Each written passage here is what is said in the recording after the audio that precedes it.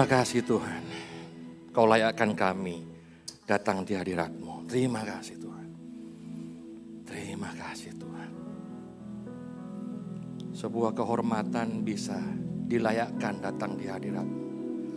Siapakah kami ini Tuhan yang Kau perhatikan setiap hari?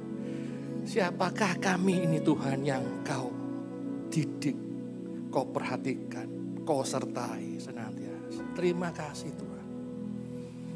Terima kasih Tuhan. Anugerah yang luar biasa buat kami semua. Tuhan, sebentar kami mau dengar firman-Mu. Kami mau belajar. Pimpin kami ya Tuhan. Tuhan Roh Kudus sertai masing-masing kami. Saya yang bicara dan kami semua yang mendengar. Dimanapun kami berada Tuhan. Engkau yang pimpin kami Tuhan. Supaya kami dicerahkan hari ini. Enggak cuma mengerti tapi juga mau melakukannya dalam hidup kami sehari-hari. Dalam nama Tuhan Yesus Kristus. Sama-sama katakan amin. Haleluya. Shalom Bapak Ibu Saudara yang kasih Tuhan. Ketemu lagi kita di hari Minggu ini. Dan seperti yang kita tahu bahwa bulan September ini tema kita adalah menjadi seperti Kristus. Seperti yang Bapak Gembala kemarin sudah sampaikan minggu kemarin. Dan tema hari ini adalah growing, bertumbuh. Yang kalau disatukan menjadi bertumbuh menjadi seperti Kristus. Gitu ya. Nah, kita buka Lukas 2, Lukas pasal 2, ayat yang ke-52. Dikatakan begini, dan Yesus makin bertambah besar, bertambah hikmatnya dan besarnya, dan makin dikasihi oleh Allah dan manusia. Tuhan Yesus juga mengalami pertumbuhan Bapak Ibu. Ayat ini menceritakan tentang ketika Tuhan Yesus itu berusia 12 tahun. Dikatakan dia bertumbuh makin besar jasmaninya, dan bertambah besar pula hikmatnya. Jadi paling enggak dua hal ini akan bertumbuh pada diri kita. Jasmani dan rohani. Pertumbuhan jasmani pada umumnya akan bertumbuh dengan sendirinya. Betul ya? Ya bisa dibilang otomatis. Anda akan nambah tinggi, nambah berat badan. Ya kalau Anda masih anak-anak atau remaja ya. Kalau sudah dewasa ya tinggal bertambah tua aja. Tapi pertumbuhan rohani tidak bisa bertumbuh dengan sendirinya Bapak Ibu. Pertumbuhan rohani tidak bisa bertumbuh dengan sendirinya. Sebab itu Paulus menulis di Ibrani 5 ayat 12, bilang begini, sebab sekalipun kamu ditinjau dari sudut waktu, sudah seharusnya menjadi pengajar. Kamu masih perlu lagi diajarkan asas-asas pokok dari pernyataan Allah. Dan kamu masih memerlukan susu, bukan makanan keras. Banyak orang yang dari usia, secara pertobatan ya, usia pertobatan itu sudah tua, sudah terima Yesus bertahun-tahun, sudah berjemaat lama gitu ya. Sudah dengar firman Tuhan puluhan tahun, tapi tidak ada pertumbuhan rohani. Contohnya, salah satu tandanya, kalau orang yang sukanya susu itu, susu rohani itu adalah sukanya firman tentang berkat melimpah melulu pokoknya ya. Oh berkat melimpah, haleluya, haleluya. Loh saya juga suka berkat melimpah Bapak Ibu. Tapi kan enggak itu doang firman Tuhan. Ya. Bahkan ada orang-orang yang enggak mau dengar khotbah lain selain khotbah tentang berkat melimpah, berkat tercurah. Bapak Ibu Saudara, pertumbuhan rohani itu enggak otomatis. Pertumbuhan rohani kita itu perlu diusahakan. Dan jujur saja secara realita kenyataan, pertumbuhan rohani itu bagi sebagian orang itu merepotkan. Karena berarti nambah kerjaan. Ya, dan gak mudah. Sehingga gak semua orang mau mengalami proses pertumbuhan rohani. Gak semua orang mau merelakan dirinya menderita dalam proses perubahan karakter menuju keserupaan dengan Kristus. Tapi mungkin ada yang bilang begini, enggak kok Pak Denny, saya sukacita kok dibentuk Tuhan. Saya sukacita. Ya memang jemaat Hosanna itu luar biasa ya. Kalau jemaat Gebisona luar biasa. Tapi ini saya kasih contoh orang-orang yang merasa repot ketika dia mengalami pertumbuhan rohani. Kenapa merepotkan? Karena harus bangun kehidupan doa. Iya kan? Harus bangun kehidupan doa tiap hari. Enggak cuma doa 3 kali sehari ya. Doa makan pagi, makan siang, makan malam. Enggak, tapi juga doa menyiapkan waktu yang lebih lama bersekutu dengan Tuhan. Harus baca Alkitab tiap hari, merenungkan, melakukan, pikul salib, sangkal diri. Waduh, repot banget ya Pak. Harus ikut Holy, Hosanna Family ya. Sebulan 2 kali. Terus harus dimuridkan.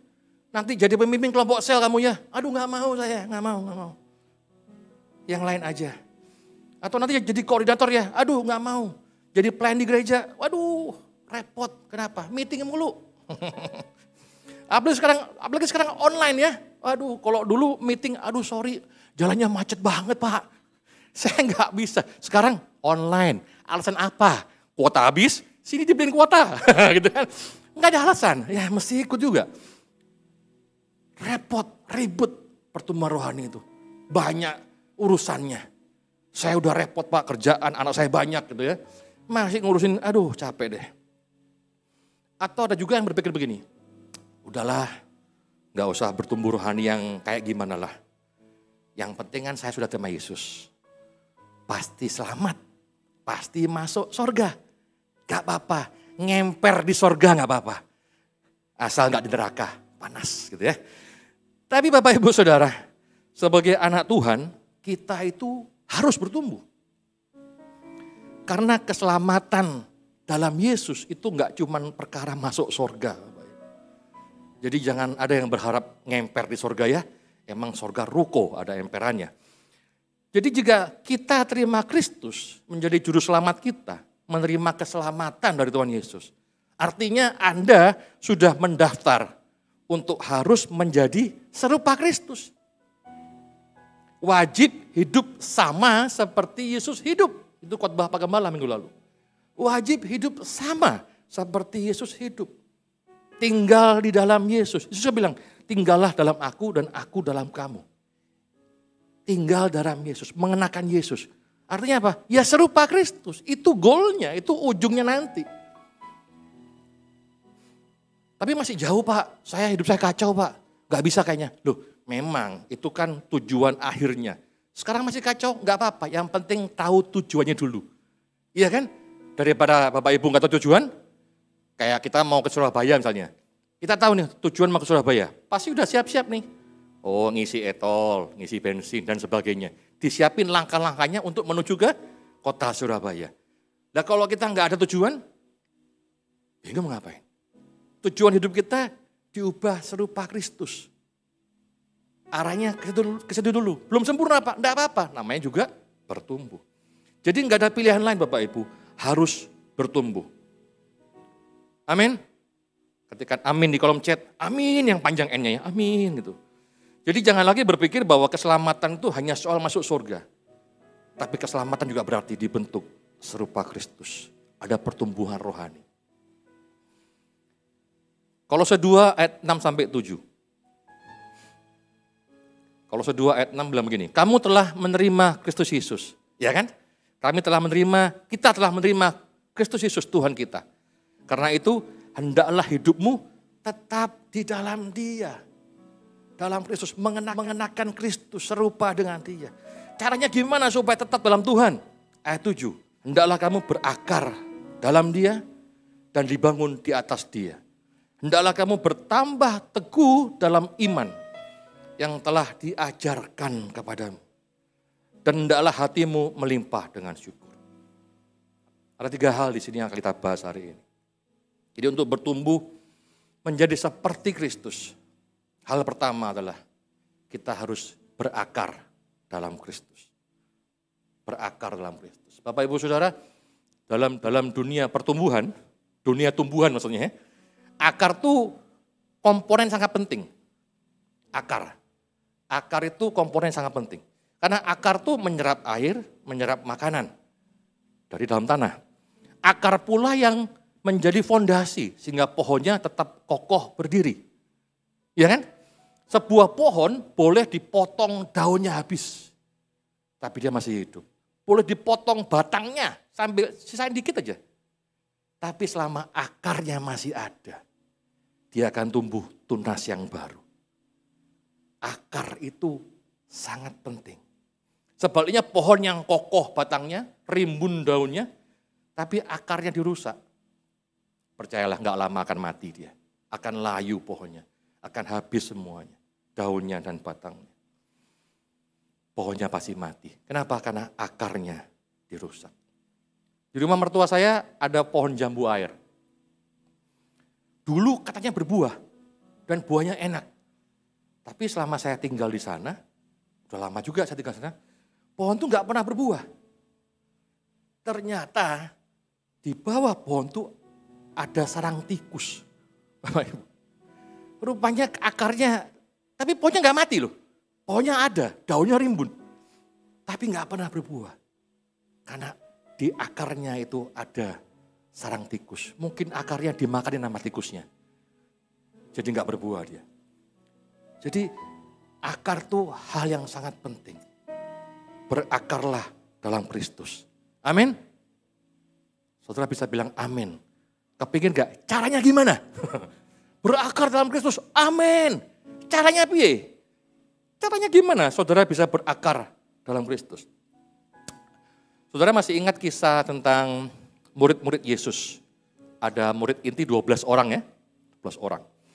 Perhatikan bahwa mereka itu senantiasa hidup bersama dengan Tuhan Yesus sehari-hari. Makan bareng, ngobrol, melihat bagaimana Tuhan mengajar dengan luar biasa. Melihat bagaimana Tuhan ngomong sama orang, cara ngajarnya. Melihat Tuhan membuat banyak mujizat yang luar biasa. Melihat, mendengarkan dan melihat banyak teladan Tuhan selama di bumi ini. Dan mereka juga melakukan loh apa yang Tuhan perintahkan. Iya kan? Lakukan mereka. Kurang apa lagi? Apakah mereka berakar dengan kuat? Dengar firman, melakukan firman bersama Tuhan setiap hari. Apakah mereka berakar dengan kuat? Satu orang berkhianat, saudara. Dari 12. Menjual Tuhan. Satu orang. Yang 11 kabur waktu Tuhan ditangkap di Taman Getsemani. Bahkan murid yang menonjol, Petrus menonjol kan.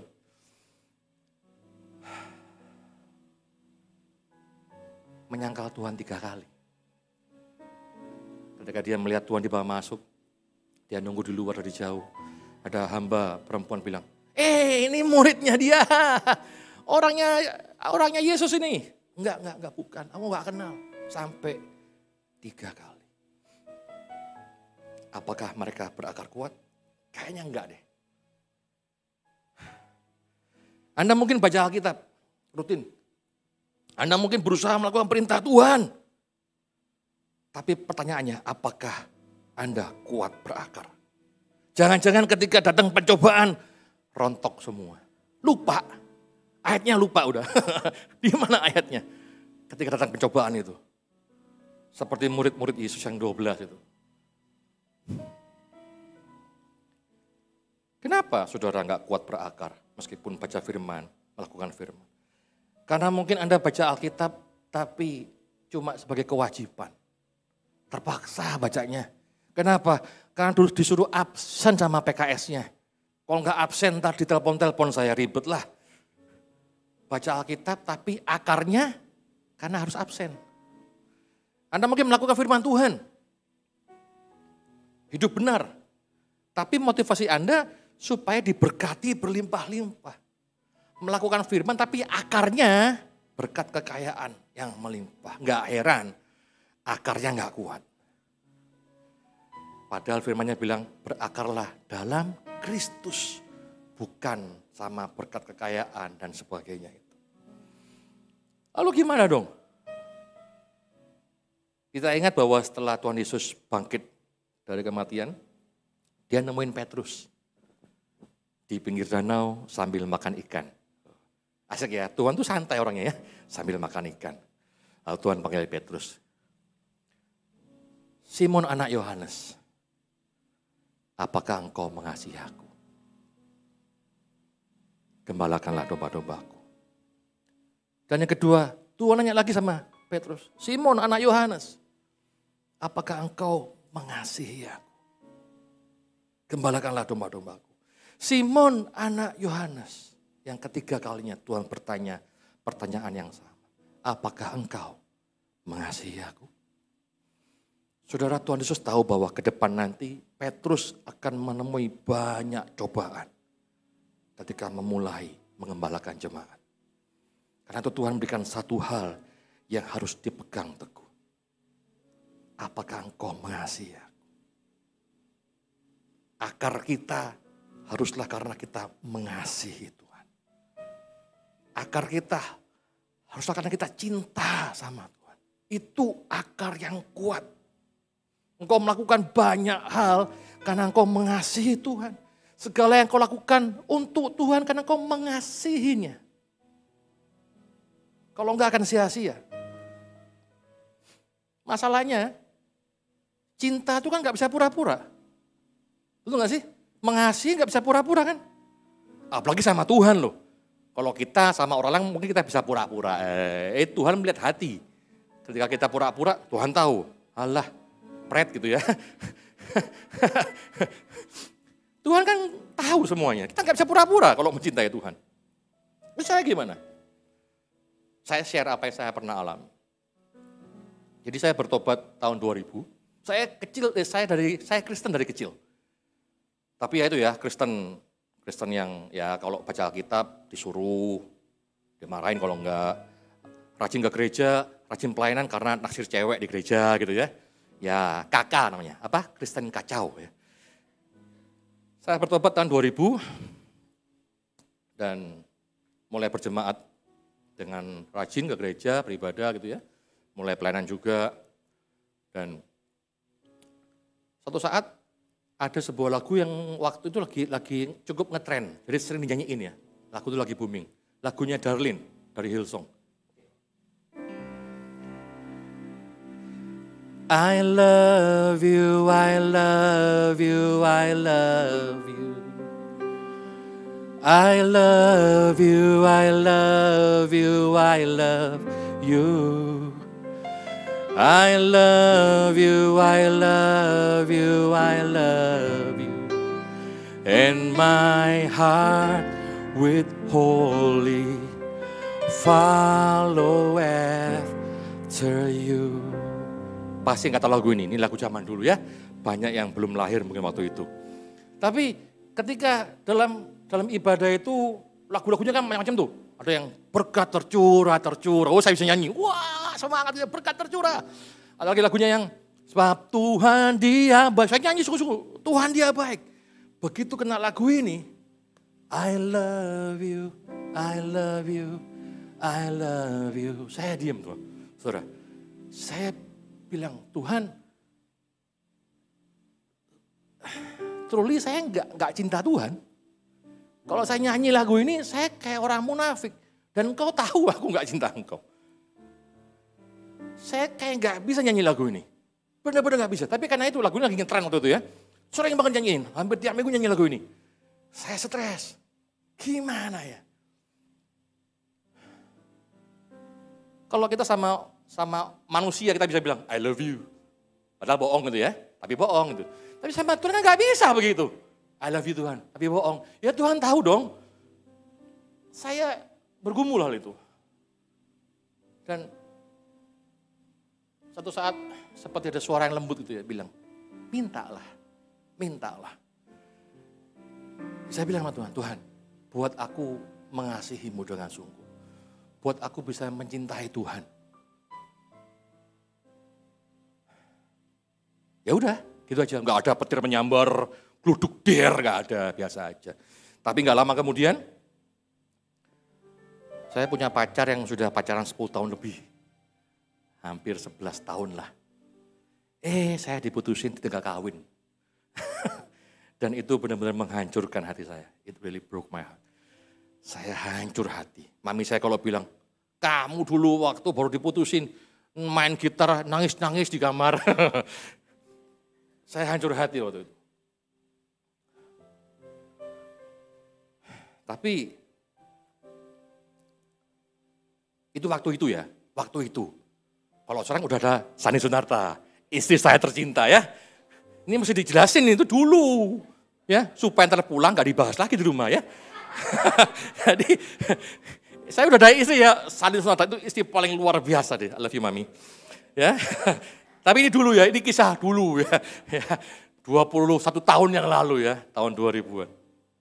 Ya. Saya hancur hati waktu itu. Saya hancur hati.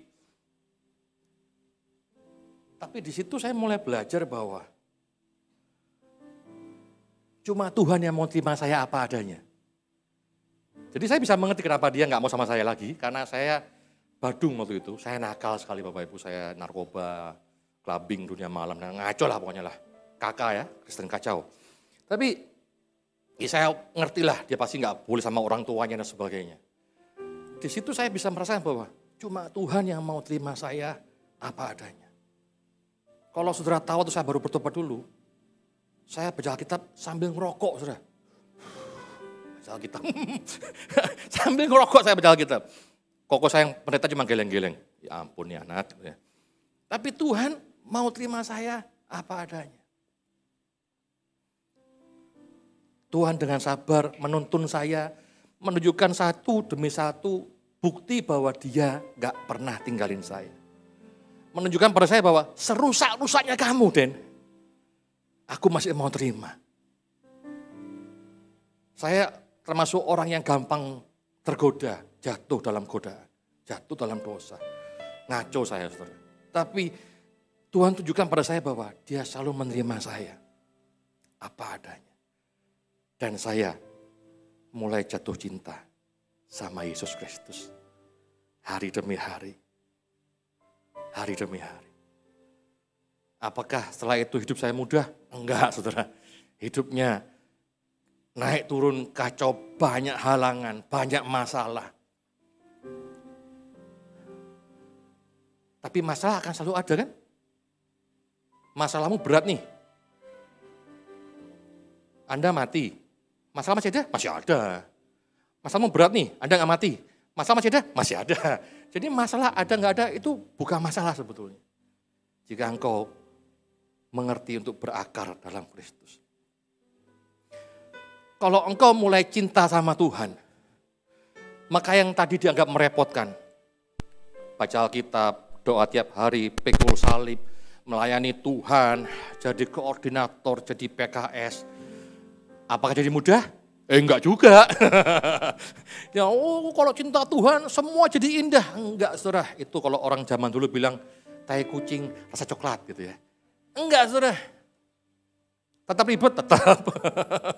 Tetapi kalau engkau cinta Tuhan, segala keribetan itu harusnya menjadi sebuah kehormatan bagimu. Bahwa engkau mengalami kesusahan yang sama ketika Tuhan ada di bumi ini. Kita pikir Tuhan juga enggak bergumul dengan kemanusiaannya, dengan kedagingannya untuk berdoa setiap hari. Tuhan manusia seutuhnya. Dia juga Tuhan seutuhnya. Dia mengalami semua kelemahan manusia. Karena itu dia bilang, aku telah mengalahkan dunia. Kalau aku bisa, kamu juga bisa. Kalau saya bangun pagi malas doa, mungkin Tuhan juga pernah mengalami hal itu. Tapi Tuhan bisa paksa dirinya. Bertumbuh serupa Kristus. Gak mungkin dong Tuhan gak pernah ngerasa jadi manusia, lalu kita suruh jadi kayak Tuhan. Ya gak adil dong, dia kan Tuhan, kita manusia. Tapi Tuhan merasakan kelemahan-kelemahan seorang manusia. Jadi jangan bilang ya kalau udah, aku cinta Tuhan, berarti semua jadi indah. Enggak juga, saudara. Tapi jadi sebuah kehormatan, boleh menanggung penderitaan yang Tuhan pernah alami, dan mengizinkan semua penderitaan itu membuat kita bertumbuh serupa dengan Tuhan. Jadi berakar, itu berarti mencintai Tuhan Yesus. Kan gak bisa, gimana? Minta, saudara. Jujurlah sama Tuhan. Tuhan sangat menyayangi orang-orang yang jujur, saudara. Kalau saudara jujur, berdoalah, pasti dijawab. Tapi entah jawabannya sakit, Pak. Ya, dikit, enaknya banyak. Ya. Percayalah Tuhan gak pernah memberikan hal yang melebihi kemampuan kita. Amin. Tapi Tuhan tahu gimana caranya membuat kita bisa bertumbuh. Lalu apakah saya sudah selesai dalam mencintai Tuhan Yesus? Enggak juga. Saudara, namanya akar itu enggak pernah berhenti bertumbuh loh. Akar tuh terus ke dalam, terus menyebar. Iya kan? Enggak ada akar berhenti. Setelah 10 cm dia berhenti. Ya enggak dong, jalan terus dia. Makin dalam. Mencintai Tuhan itu enggak bisa berhenti. Makin dalam. Karena dia itu enggak terbatas Bapak Ibu. Kau akan temukan banyak hal yang luar biasa dalam mencintai Tuhan. Dan itulah akarmu yang kuat. Dan ingatlah bahwa iblis itu enggak pernah berhenti dengan segala godaannya. Kita harus tetap berakar. Menumbuhkan akar kita dalam Kristus. Sampai selama-lamanya. Amin. Wah, udah mau habis waktunya ya. Kedua, untuk bertumbuh menjadi seperti Kristus, yang kedua adalah kita masih punya iman dalam pengajaran yang benar. Tadi di ayat tadi, di Kolose tadi, Paulus menulis itu untuk jemaat di Kolose yang pada waktu itu berkembang pengajaran yang berbeda dengan yang Kristus ajarkan. Dengan filosofi-filosofi yang menarik, berhikmat, tapi kosong dan palsu. Hati-hati ya. Hari-hari ini juga begitu mudahnya kita mengakses media sosial, YouTube, Instagram dan sebagainya. Kita jadi gampang melihat pengajaran banyak orang. Pendapat-pendapat, gitu ya, opini-opini yang dikemas sedemikian rupa seperti sebuah filsafat yang paradoks gitu ya. Kayak kita, iya juga ya, benar juga ya. Padahal itu sebetulnya bertentangan dengan firman Tuhan gitu. Hati-hati. Nah, itu iman harus bertumbuh dalam pengajaran yang benar. Pengajaran Tuhan Kristus. Untuk itu kita masih belajar melakukannya. Bapak Ibu, iman itu bertumbuh gak cuma dari pikiran kita. Percaya doang ya. Iman tuh hidup dan bertumbuh ketika kita percaya dan juga melakukannya. Ada perbuatannya. Kan ada yang ngajarin gitu. Percaya. Kamu gak akan mati. Kamu akan sembuh. Kamu sehat diberkati. Tapi gak diajarin melakukan, cuma suruh percaya. Saudara bilang aku percaya aku sembuh sehat. Tapi gak minum obat, tapi gak jaga makan, gak olahraga. Ya gak bisa dong. Itu bukan iman. Atau yang masih sekolah bilang, aku beriman Pak. Besok ujian pasti lulus. Tapi gak belajar. Gimana cara kamu lulus? Ya saya berdoa Roh Kudus buat gurunya salah lihat. Saat mengkoreksi, mestinya nilainya 50 dapat 100. Nah kalau saudara mau bertumbuh seperti Yesus, harusnya nggak punya iman yang membuat mata guru salah lihat ya. Itu iman yang malas, iman yang curang. Gitu ya. Kalau kamu mau lulus ya belajarlah sungguh-sungguh. Iman seperti itu akan membuat kau jadi malas. Jelas bertentangan dengan karakternya Kristus. Iman yang benar akan membuatmu menjadi orang yang mau membantu orang lain. Orang yang rajin, kerja keras, jujur, berintegritas, dapat dipercaya. Mau mengalah demi kebaikan bersama. Mau memahami orang lain.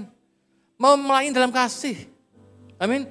Iman yang benar akan membuatmu bertumbuh menjadi seperti karakter Kristus.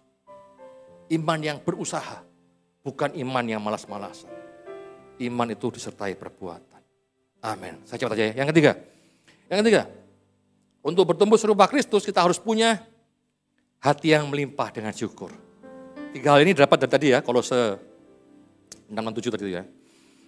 Dalam pertumbuhan serupa Kristus harus selalu memiliki hati yang melimpah dengan syukur.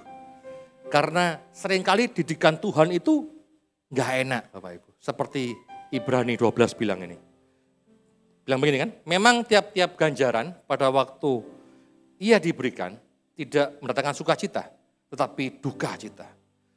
Tapi kemudian ia menghasilkan buah kebenaran yang memberikan damai kepada mereka yang dilatih olehnya. Menimbulkan duka cita katanya. Enggak mudah berarti ya, bikin stres. Karena itu perlu memiliki hati yang melimpah dengan syukur. Saya share lagi. Tahun 2004 saya menikah. Bulan September, pas ya, 17 tahun bulan ini. Gak minta kado kok, gak minta kado. Tapi kalau ikut ya puji Tuhan. Jadi gak bercanda saudara. Kami baru menikah 2004 dan Sani hamil. Wah, senang banget tuh.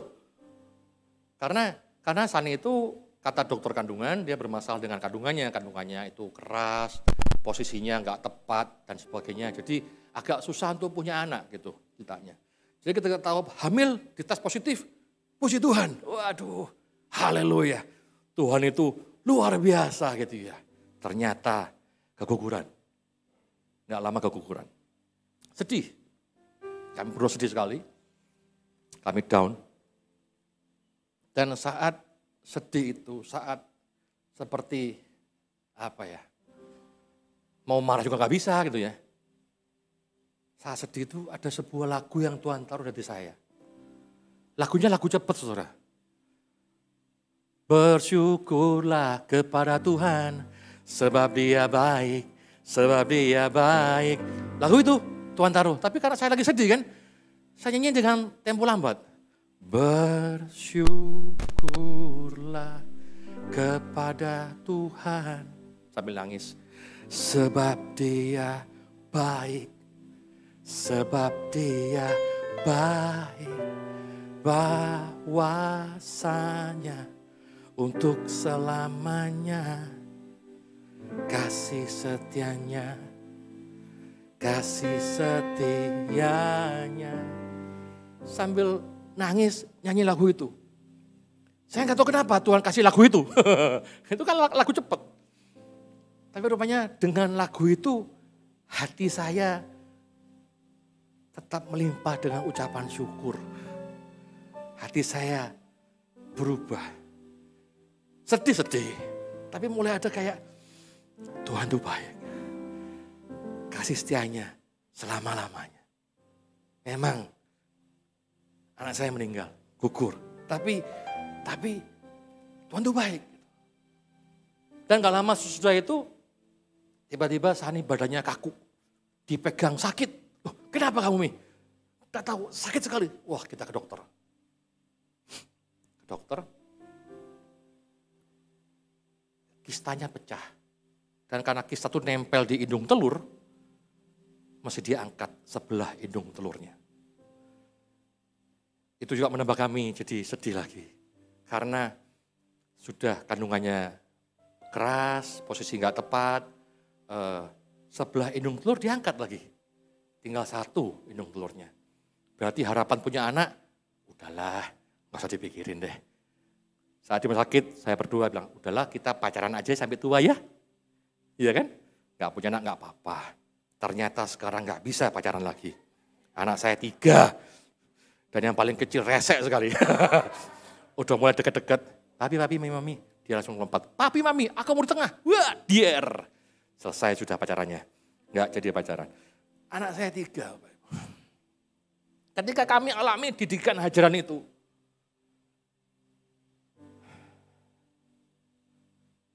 Kami sedih. Kami stres. Tapi kalau sekarang kita lihat ke belakang.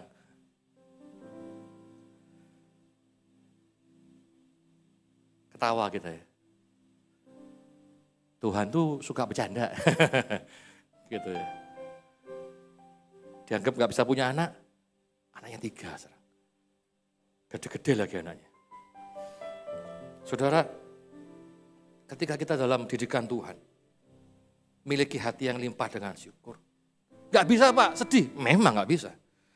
Paksa hatimu untuk bersyukur. Nyanyikan lagu ucapan syukur. Karena ketika kita gak bisa bersyukur, kita naikkan ucapan syukur. Itu kita memberi korban syukur pada Tuhan. Ketika kita dalam kesulitan, dalam didikan hajaran Tuhan yang membuat duka cita itu, kita mengakui, kita mengucap syukur, kita mengakui bahwa Tuhan pegang kendali. Tuhan pegang kontrol sepenuhnya. Dan kita tahu betul bahwa Allah gak pernah merencanakan hal yang jahat buat kita, amin. Dan kalau kita lihat ke belakang banyak masalah-masalah yang kita sudah hadapi. Seperti Ibrani bilang, ada buah kebenaran yang memberikan damai. Tapi bukan berarti saya gak ada masalah sekarang. Banyak masalah juga ya. Tapi nanti ke depan lagi kita lihat ke belakang lagi. Iya, ada buah kebenaran yang memberikan damai. Dan kita bisa bilang, Tuhan itu luar biasa. Tuhan itu luar biasa. Kalau dulu saya mengeluh dengan banyaknya masalah didikan yang kayaknya nggak tahu mesti ngapain. Tapi saya tahu kenapa Tuhan izinkan.